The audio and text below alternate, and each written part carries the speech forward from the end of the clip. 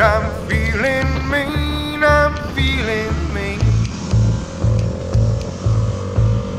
Tonight I'm feeling mean.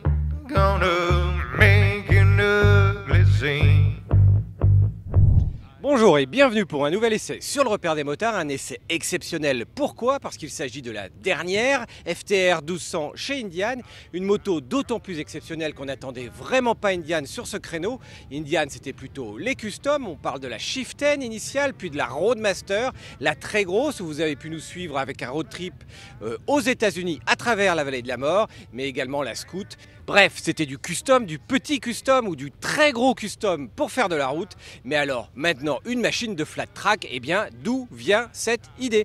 Eh bien, tout simplement, il faut se rappeler que Indian est la première marque américaine, première au sens historique du terme, puisque la marque est née en 1901 et qu'à l'époque, eh bien, cet Américain et cette marque américaine se battaient et concouraient avec une autre marque américaine en course de flat track, Harley-Davidson. Aujourd'hui, eh bien, ils ont ressorti depuis 2016 une FTR 750 qui a été engagée en course et à travers le championnat AMA depuis 2016 en remportant pas moins de 17 épreuves sur les 18 courses du championnat. Dans cette FTR 1200, eh bien, on retrouve un twin de 1203 cm3 qui développe pas moins de 123 chevaux à 8250 tours minute, surtout un couple dantesque de 120 Nm, obtenu beaucoup plus bas à 6000 tours minute. Et le couple, c'est vraiment le point principal de cette machine qui va vous permettre d'avoir un caractère moteur que l'on a testé aussi bien en ville que sur terre et puis naturellement sur voie rapide. On vous en dit plus tout de suite.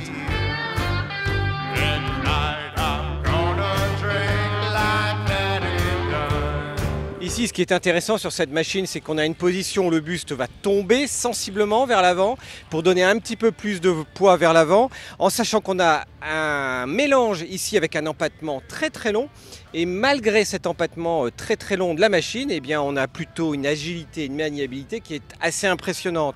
Mais on est tout de suite très très bien, juste un petit peu en appui. Les jambes, et on serre vraiment très très bien le réservoir, donc la position de conduite est vraiment nickel, si ce n'est la hauteur de selle, une hauteur de selle à 840 mm, ce qui fait une hauteur de selle supérieure à certains trails. Résultat, le conducteur ou le pilote d'1,70 m, et là on peut dire pilote parce que vu ce que développe en puissance et en couple ce moteur, je peux vous promettre qu'il faut s'accrocher au guidon.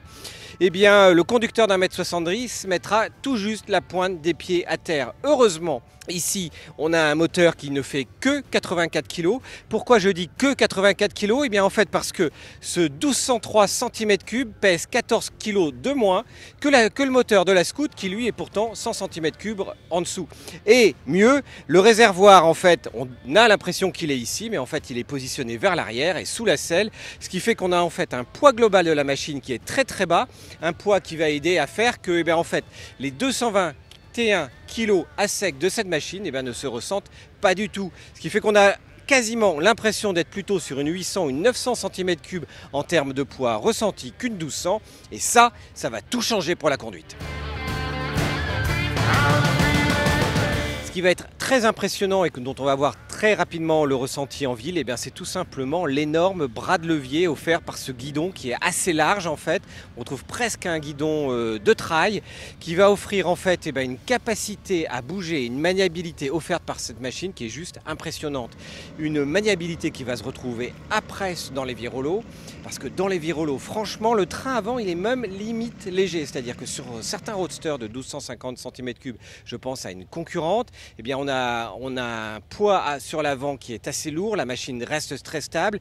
Ici, on peut décider de changer de direction au beau milieu d'un virage, en changeant la trajectoire de façon assez facile, et la machine réagit instantanément. Alors qu'est-ce qui donne ce fameux bloc moteur de 1203 cm3? En fait, il est particulièrement souple, c'est assez impressionnant. En ville, en fait, on peut être sur le dernier rapport, donc le 6e et dernier rapport à 30 km/h. Ok, à 30 km/h, vous allez tâtonner un tout petit peu avec l'embrayage. Et si vous lâchez complètement l'embrayage, sans caler, sans faire quoi que ce soit, vous allez rouler à 40 km/h sur le 6e et dernier rapport. Franchement, c'est impressionnant. Autant dire que dès que vous prenez la poignée, pour autant, ça part. Et là, les watts, ils sortent. Dès que vous vous engagez sur autoroute, eh bien 110 km/h, vous êtes juste à 4000 tours, ça va grimper sensiblement aux limites légales. Et en fait, le 130 km/h, comme tout roadster, machine de flat track, pareil, vous allez commencer à vous en prendre plein la tronche. Donc de toute manière, c'est pas une moto pour aller sur cette vitesse-là. Pour autant, avec l'énorme empattement, eh bien, il y a une énorme stabilité, y compris sur les grandes courbes. Avec, encore une fois, y compris dans les grandes courbes, vous appuyez à peine sur le guidon, il n'y a vraiment pas besoin de forcer pour rectifier une trajectoire. Côté freinage, c'est entre guillemets traditionnel. On a un double disque de 320 mm à l'avant, un simple disque à l'arrière. Le frein arrière, franchement, il est bien. En ville, il est largement suffisant. Et pourquoi il est largement suffisant? Parce que les freins avant sont particulièrement puissants. Le feeling, il arrive, en fait, la puissance, elle arrive direct. Autant vous dire que quand vous prenez à un doigt, même le levier à l'avant en ville, ça vous fait juste un stop tellement violent que vous ne le prenez pas. Heureusement, il y a de l'ABS de toute manière, il y a également du contrôle de traction sur le modèle S Sport. Côté confort, de toute manière, pour le pilote aussi bien que le passager, même si le passager en l'occurrence, c'est pas vraiment une machine pour lui, il y a juste un strapontin à l'arrière. Donc si vous avez envie de faire des longs kilomètres avec, vu l'épaisseur de la selle, c'est pas avec une Géraldine que vous le ferez, c'est vraiment une machine de solitaire, la FTR 1200. Pour le pilote, la selle est assez fine. Si la route et le bitume sont parfaits, le confort il va de même, il est très très bien. Maintenant, au niveau amortissement, autant on a un comportement très très sain de la machine, y compris quand le terrain se dégrade et quand vous allez commencer à passer dans les graviers et sur les chemins de terre. Mais sur les chemins de terre et dans les graviers, je peux vous assurer que même si ça ne fait pas une machine avec un cheval à bascule, par contre vous allez bien ressentir toutes les vibrations et tous les défauts de la chaussée. Donc côté confort, c'est pas le point fort de la machine. Côté consommation, avec le caractère démentiel du Twin, je peux vous assurer que la consommation elle va grimper. Forcément, il en redemande. Résultat, vous allez tourner à une conso qui va être facilement aux alentours des 6,5 litres au 100 km. Et avec un réservoir de 13 litres, le calcul est facile. Vous allez avoir à peu près une autonomie de 200 km avec cette machine. Côté compteur, on trouve un compteur traditionnel. Attention, un compteur traditionnel dans la version standard de série à 14 260 €. Par contre, pour à peine 1000 € de plus, on a un écran TFT et puis le contrôle de traction. Donc c'est pas juste ça dans la version sport, mais franchement, l'écran TFT est ici en plus tactile. Autant je considérais que c'était un gadget autrefois. Maintenant, avec toutes les informations que l'on a dessus et en plus avec le fait que du coup, l'écran peut être connecté avec une application mobile qui va vous redonner plein d'informations sur votre téléphone et votre smartphone, franchement on a quelque chose de très lisible. Maintenant, très lisible c'est une chose, position de conduite c'en est une autre, et en fait comme on a le buste penché vers l'avant, qu'on regarde plutôt loin, mais en fait il faut pencher un petit peu la tête vers l'écran TFT au jour le jour, mais en attendant en ville c'est très pratique. En conclusion, on a ici une fantastique machine dévoilée par Indian. Franchement, on est très très loin de l'univers custom avec un vrai moteur très punchy. Quand je dis très punchy, s'il fallait le comparer à une R1250R, la R1250R chez BMW serait presque placide. Ici, on a un moteur qui a vraiment de la patate, qui va réagir de façon très directe à la réponse à l'accélérateur avec une capacité vraiment, même si vous n'utilisez pas le ride-by-wire de la version S et de la version standard, vous allez une réponse très franche à l'accélérateur qui va vous donner une patate d'enfer. C'est une machine que vous allez prendre pour aller faire le con dans les virolos, ça c'est très très clair.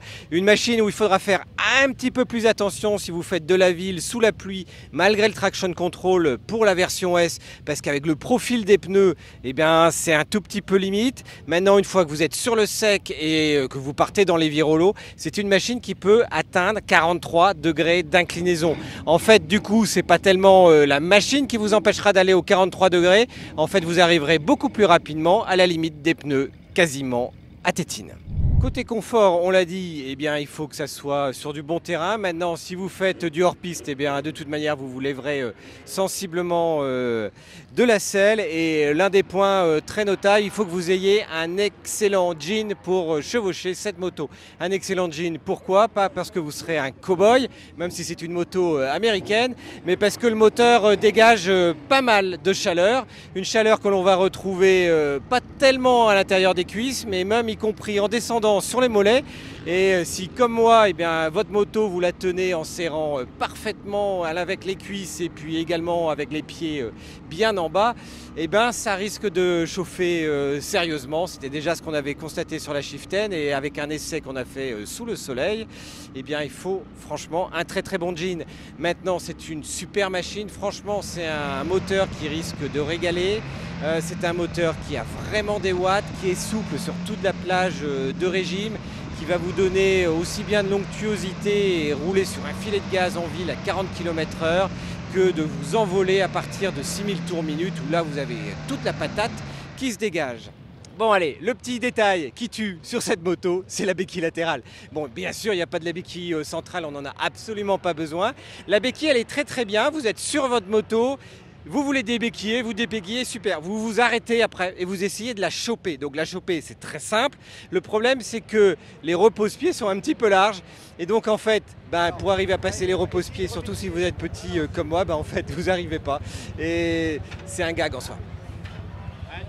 Vous avez aimé cette vidéo, eh bien un petit pouce vers le haut, eh bien ça sera nickel, ça nous fera très plaisir. Et maintenant, si vous découvrez la chaîne aujourd'hui, eh bien on vous invite à vous abonner en cliquant en bas à droite. Et on vous promet des vidéos, plusieurs vidéos par semaine, avec à nouveau les millésimes 2019 pour encore plus de fun dans tous les domaines. Gonna act a fool and keep on till the dawn. Drink